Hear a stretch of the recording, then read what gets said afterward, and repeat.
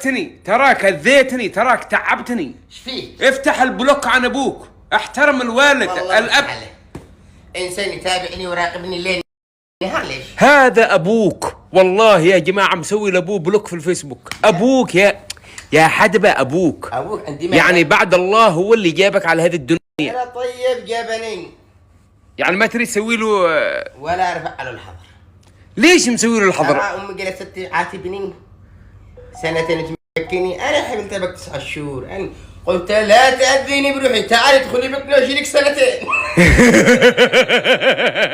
قلت لامك تعالي ادخلي اشيلك سنتين. انا حسيت ان ابوك وامك ندمانين انهم تزوجوا، بس تزوجوا وجابوه. يا اخي افتح الحظر عن ابوك، افتح.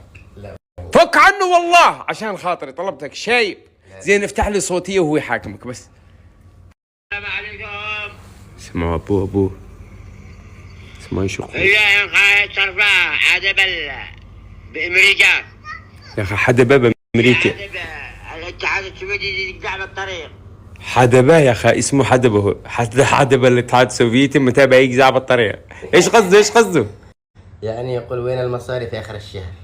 لسه الفلوس تمشي بامريكا الا بالاتحاد السوفيتي. يعني منتظر الفلوس متى تجي؟ ما ترسل له شيء؟ والله ارسلنا له كل شهر. سمعنا الوالدة.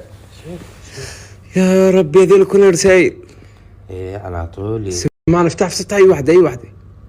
5 هذول اللي بر وسكر ودقيق وطرف ونقاب الزواف ورز وشاهي وهذول خجابين.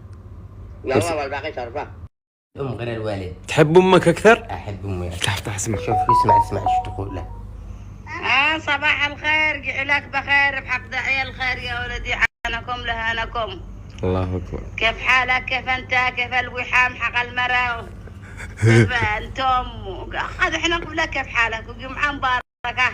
انا راح اعمل صباح النور. سمع وما عاد تشتمين، انا مو نقول لك خبر ما ابوش. المرأة حامل فيها الوحى. الله يرزقك بتوم يا رب وينصرك. لكن اذا جبت شيء من اطفالك بيسوي فيك نفس ما سويت بابوك.